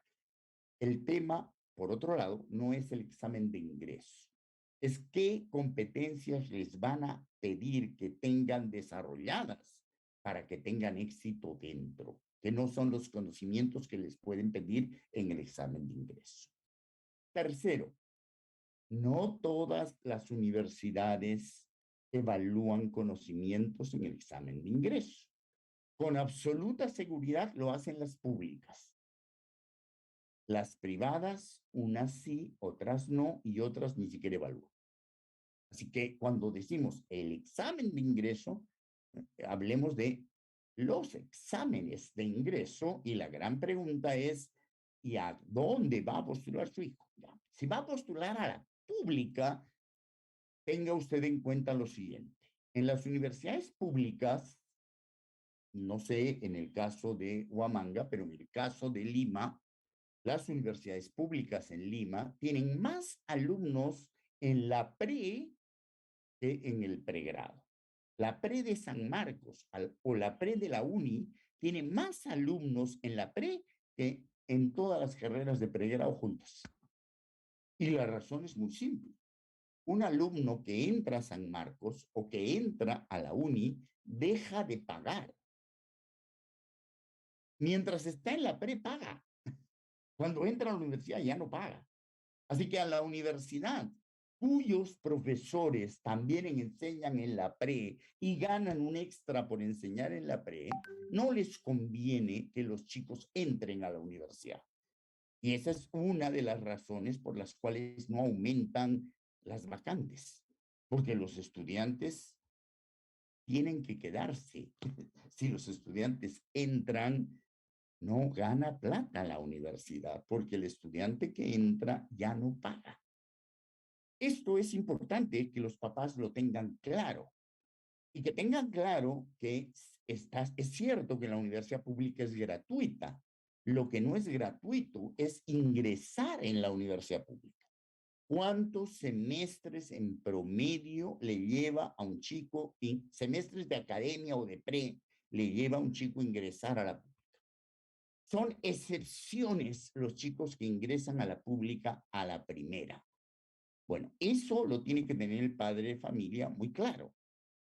El gasto no va a ser dentro de la universidad, el gasto va a ser fuera. Y no es solamente un gasto económico, es un gasto emocional que puede llevar a muchos chicos hasta el suicidio.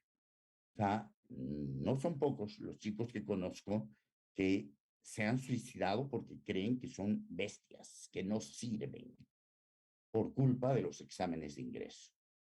De hecho, mi recomendación para un padre de familia es olvídese de la pública como opción número uno. Si su hijo quiere postular a una carrera, es preferible que primero estudie una carrera técnica, trabaje, gane su dinero y estudie en una universidad privada buena. Si no, bueno, hay universidades privadas que pueden no ser tan buenas, pueden ser baratas y pueden costarles de repente menos que la pre y en 2 o 3, 4 años avanzar su carrera y es mucho más fácil luego trasladarse a una pública o hacer un posgrado en una universidad que blanquee el título que frustrarse estando 1 año, 2 años, 3 años, 4 años postulando en una pública. Entonces, yo diría, el tema del examen de ingreso es un tema que tiene que verse con mucho cuidado con los papás. Y no tiene ningún sentido sacrificar toda la secundaria pensando en un examen que dura 2 horas. Elena dice, si no, profesores creativos, innovadores, salir de la rutina, por eso es importante la neuroeducación. Totalmente de acuerdo. Omar, ¿nos podría decir en qué países de Latinoamérica los estudiantes son promovidos automáticamente? ¿No cree que eso ha generado displicencia y facilismo en el estudiante peruano? En Latinoamérica, en ninguna parte. En julio del 2016 salió un artículo. Bueno, el tema primero de la aprobación o de la desaprobación, mira,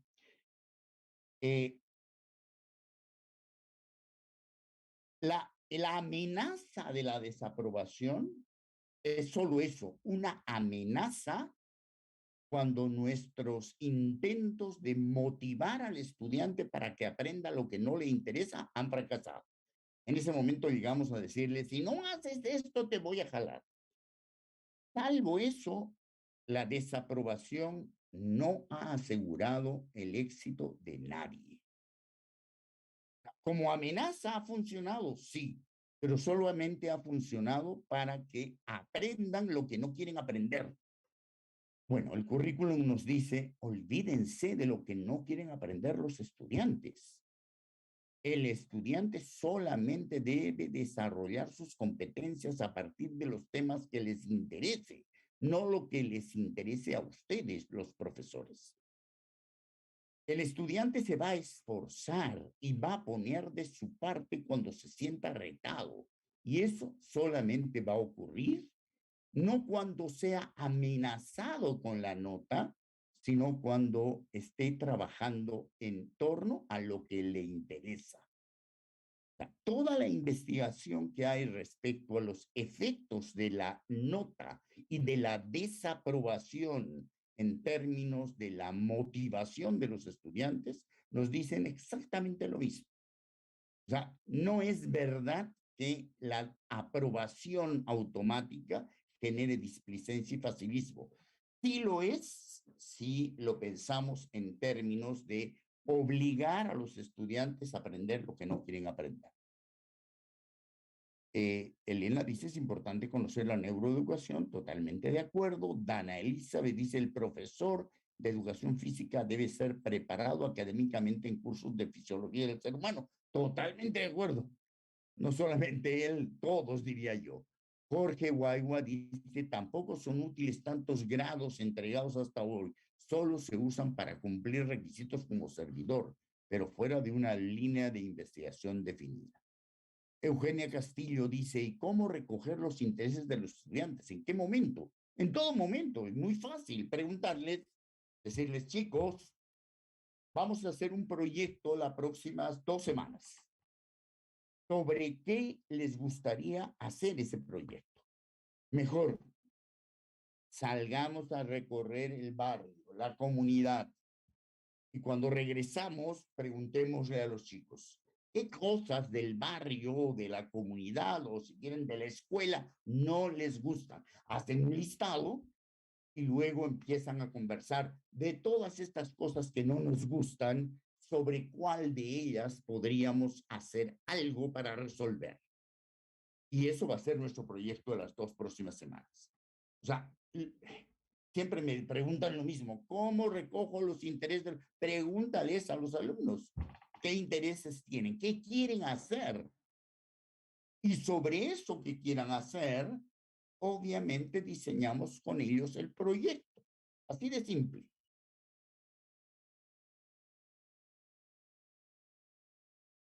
Omar dice definir el currículo desde los intereses del estudiante es muy debatible, ya que el estudiante promedio solo interesa el reggaetón, la farándula, la moda. De acuerdo, si eso es lo que le interesa, una pregunta muy importante podría ser, ¿por qué el reggaetón tiene el efecto que tiene sobre los adolescentes? ¿Cuáles son las razones? ¿Qué explica su éxito y hasta qué edad puede ser que esto sea posible? ¿Por qué la farándula? O sea, cada una de estas cosas que tú señalas, Omar, puede convertirse en un tema de investigación y de proyecto más que interesante. ¿Por qué tendría que ser un tema despreciable el sexo? O la diversión en general, o los juegos de video. Cualquiera de esos temas pueden convertirse en temas muy profundos. Miren las preguntas y añadan a esas preguntas cualquiera de los temas. Mira los temas que estás diciendo: reggaetón, farándula, moda, sexo, diversión. Podríamos evaluarlas, podríamos perfectamente analizarlas creativamente y pensar otras formas de y por qué son como son. ¿Cuál sería el problema?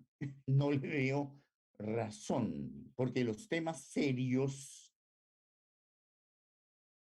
y los COAR, pregunta Ángel Luque, ya, tendríamos otro taller solamente para hablar acerca de los COAR.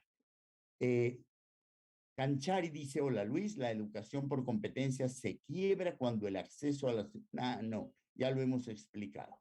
Primero, tengo que decirte, Canchari, que hay 2 universidades, una en el sur y una en el norte, en las cuales voy a empezar la próxima semana a trabajar para ayudarles a pensar su sistema de admisión en función de competencias. Quieren evaluar las competencias que se desarrollan en la escuela según el currículum escolar. Así que no es verdad lo que dices. La matriz de acreditación de carreras universitarias del CINEACE, entre otras condiciones, les plantea a las carreras que quieran acreditarse que tengan un sistema de admisión en función de competencias. Héctor Palomino, la exigencia de los padres de familia que sus hijos ingresen a la universidad. Bueno, ya hemos hablado del tema. Rosalba Fernández, estoy totalmente convencida que los conocimientos son muy importantes para desarrollar las competencias. Son importantes, pero no es importante tenerlos en la cabeza, los puedo tener en Google.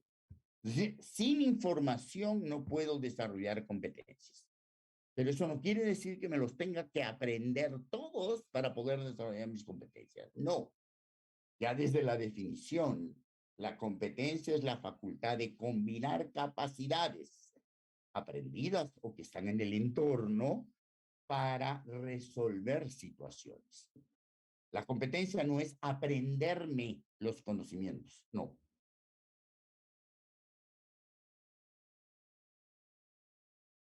Disociación son trastornos mentales, falta de continuidad entre pensamientos. Ya, si disociación es esto, ¿a qué edad hay que promover la disociación? A ninguna. Hay que promover lo contrario.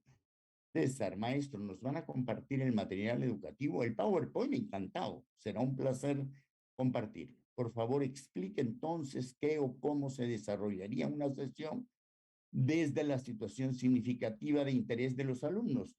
No le he explicado, pero sí he señalado esto cuando les he planteado lo que el mismo currículum dice y lo he puesto en términos de una secuencia.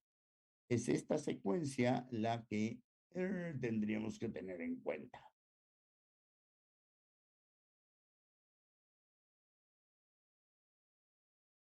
Esa es la secuencia para desarrollar competencia. No es inicio, desarrollo, cierre y evaluación. No, es esto.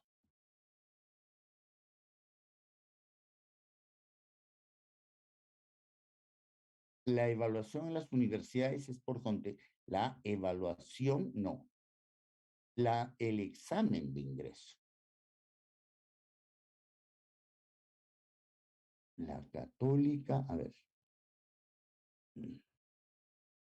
¿La católica es conocimiento? Pues no. Hace muchos años que el examen de la católica dejó de ser conocimientos. James, efectivamente poco o nada sirve el desarrollo de las competencias de los estudiantes si esto no les va a permitir el logro de su objetivo al concluir. Bueno, el objetivo del estudiante no es ingresar a la universidad. El objetivo del estudiante es tener una carrera universitaria. Ingresar a la universidad es un pasito. Si no tiene las competencias desarrolladas, va a fracasar una vez que ingrese. ¿Cuánta diferencia hay en evaluar y calificar en forma cuantitativa? Uf, no hemos hablado nada acerca de la evaluación. Tendríamos que hacerlo con detalle. En universidades privadas es más fuerte.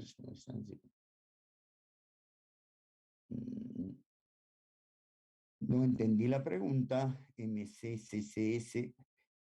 Ángel Luque, doctor, y los colegios de alto rendimiento, vuelvo a decir, hablar de los COAR supondría otra evaluación, otro taller. Tuve la suerte de conducir un equipo que hizo la evaluación del primero de los COAR, el Colegio Mayor Presidente de la República, en la época en la que Patricia Salas era ministra de Educación, pensando precisamente en las posibilidades reales para su ampliación. Entonces tengo mucho que comentar al respecto, pero no es el momento, desgraciadamente. Para la gran mayoría de estudiantes de colegio público en Ayacucho, con el nivel de economía muy limitado que tienen, su alternativa en la universidad pública como la... Ya. El problema es que yo me preguntaría, ¿cuánto tienen que gastar para poder ingresar? Es decir, ¿cuántos semestres de academia tienen que gastar? Y si esa es su única alternativa, están fritos porque sin gastar no van a entrar.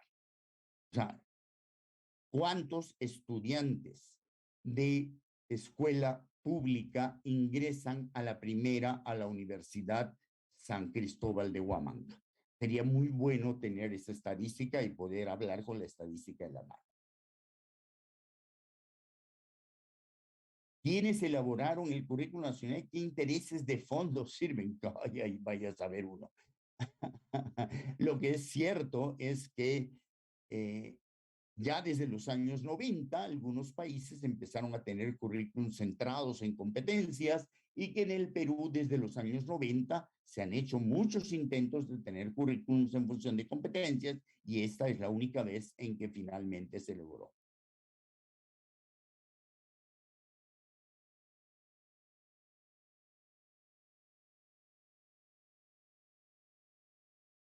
hay muchas afirmaciones, las estoy pasando por alto para detenerme más bien en las preguntas porque hay 78 nuevos mensajes y no avanzo.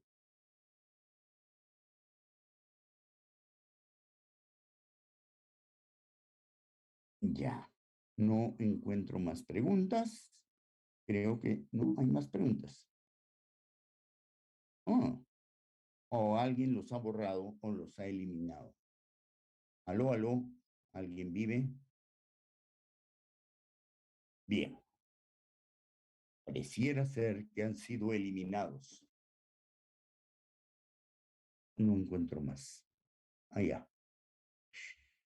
No, no hay más. Vamos a entrar entonces a la evaluación de competencias.